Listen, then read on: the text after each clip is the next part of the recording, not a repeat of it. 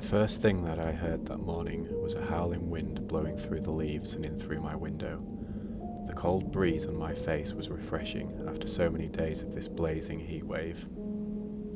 I peeled the damp bedsheets from my skin and picked up a pair of shorts from the floor beside my bed. I was getting way too big for these shorts, but my dad still couldn't afford anything new. I debated with myself whether I should put on a shirt, but decided it was still too hot to wear anything else. After getting semi-dressed, I made my way over to the window and climbed out onto the garden shed. The roof creaked louder than I was used to, but it could still hold my weight. I made my way to the edge and lowered myself down onto a stack of crates that my dad persistently told me to stop climbing on. He wouldn't find out. He always slept way into the afternoon on a Saturday, especially after a bottle of whiskey. I had promised Victoria that I would meet her at the river near her house. The sun was still quite low in the sky, so I knew I had time to grab a bar of chocolate at Mr. Thompson's corner shop. Before I entered the shop, I double-checked my left pocket to feel the change I had left over from yesterday's school dinner money. I never ate dinner on a Friday. "Right on time, Tommy," Mr. Thompson greeted me as the bell above the door rang twice. I smiled and made my way over to the sweets. After grabbing 2 bars of chocolate wrapped in foil, I approached the counter where Mr. Thompson waited patiently.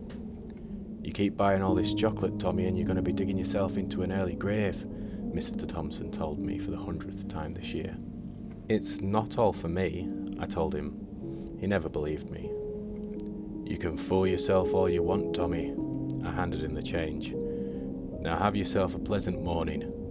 I waved goodbye as I left the shop. It usually took me half an hour to walk to Victoria's house. When I reached the river where we usually met, she was already stood there awaiting my arrival. "Have you got any chocolate?" she shouted in the wind as I approached her. "Right here," I replied as I pulled the 2 bars out from my right pocket and raised them in the air.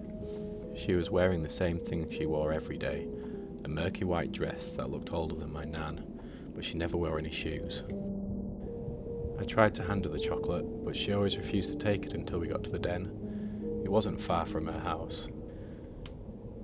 "Did you learn anything new at school?" she asked as we began to walk by her house. It was a big house, but it looked even older than her dress. Most of the windows were boarded up with planks of wood and the roof had collapsed at the back. "Not much. Talking about school was just as boring as being there, but Victoria always liked to ask. Her parents were quite old-fashioned and didn't let her go to school." In the short time that it took to get to the den, the wind had quickly developed into a storm. The only way inside was through a tiny gap in the rocks, the perfect size for myself and Victoria, but not big enough for anyone older than 10 to climb through. We quickly climbed inside to take shelter from the sudden rain. Victoria went first, and I followed behind. As my hands reached the ground inside the cave, an unexpected surge of wind pushed me so hard that I rolled out of the crawl space and landed on my back. My right leg smashed painfully on a rock. Fortunately, that was all. "You okay?" Victoria asked. "I think so. My leg hurt, but not much." I felt my way through the darkness until I found my dad's old lighter.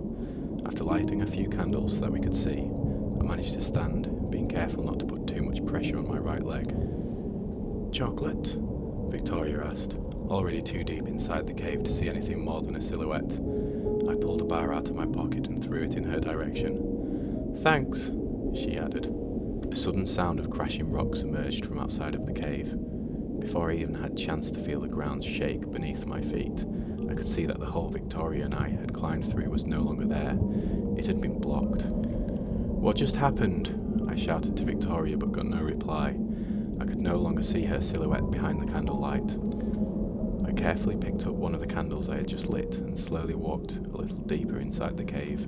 "Victoria," I tried again. Now is not the time for games. I had never liked the dark. Victoria always tried to get me to go deeper inside the cave, but I couldn't handle the thought of being surrounded by so much darkness. "Victoria," I tried one last time before stepping further than I had ever been. "Are you there?" She never replied. The cave was silent. A disturbing sense of isolation began to overwhelm me as I looked around for Victoria. Then I saw, underneath a pile of unopened chocolate bars wrapped in foil, rested the skeleton of a little girl. She was wearing a murky white dress and had no shoes, just like Victoria.